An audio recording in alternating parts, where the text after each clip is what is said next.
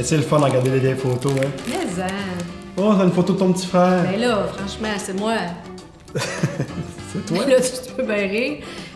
En speedo dans le salon. Bah oui, mais écoute, j'avais 4 ans, c'est pas moi qui choisissais comment je m'habillais. Ben, je choisissais pas ma coupe non plus. Ouais, vu de même. Faut croire qu'on a toute notre histoire, hein? Ah ben l'air.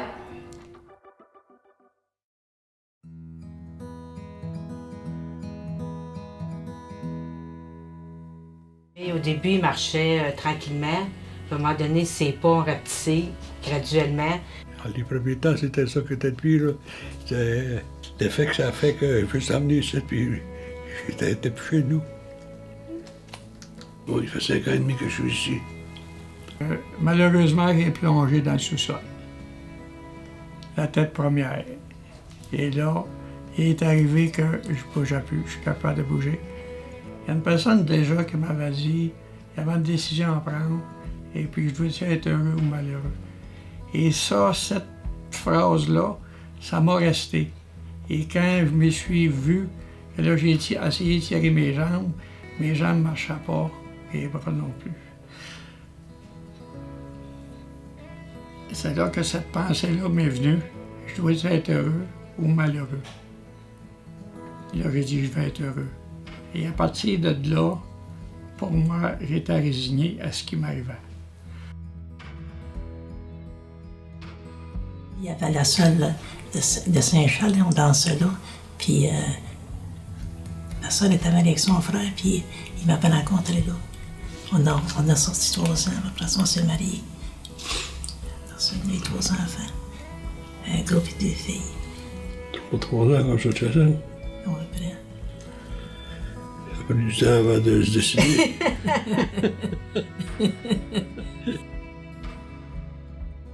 Nos parents respectifs avaient chacun un bain au marché public dans le temps. Ma petite histoire rapide, c'est qu'elle venait me voir quand je travaillais, puis là, la taquinait, tout ça, puis elle m'écrit sur un petit papier, tu n'es qu'un chanteur de pommes. Bon, aujourd'hui, ça fait 50 ans que je chante la pomme.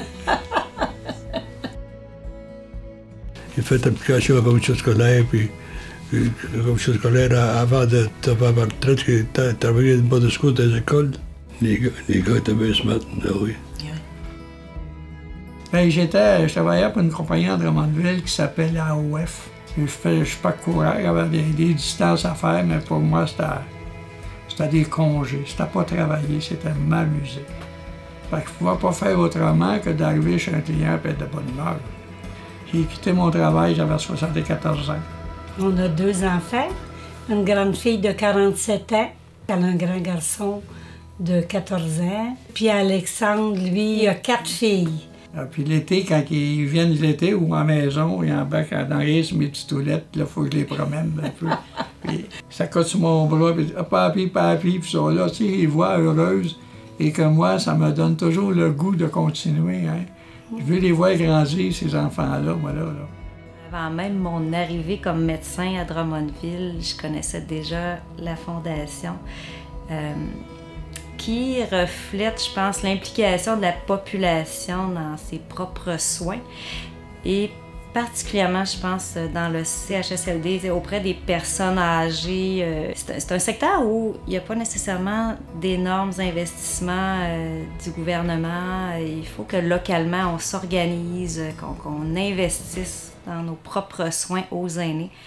Et la Fondation peut vraiment faire une différence et a fait une différence jusqu'à maintenant ici dans le CHSLD. Là. On a été choisi à Drummondville pour ouvrir le premier centre d'expertise gériatrique sur tout le CIUS. Hein? Mauricie, Centre du Québec, c'est gros. Donc l'idée du centre d'expertise gériatrique, c'était vraiment d'offrir un service complet qui va, à mon sens à moi, être un équivalent de ce qu'on peut trouver dans les grands centres.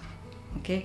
Pour que notre population ici soit bien desservie avec tous les spécialistes requis pour faire de l'évaluation de la personne âgée qui présente perte d'autonomie, troubles cognitifs et autres syndromes gériatriques.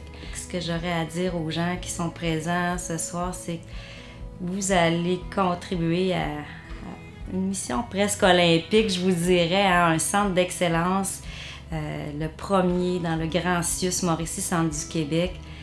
Et on a besoin de vous parce que avec les budgets qui sont limités dans le système de santé et des besoins qui, eux, sont illimités, on n'a pas le choix d'avoir recours à de l'investissement d'entreprises ou d'individus. Donc, merci. Merci de croire à ce projet-là.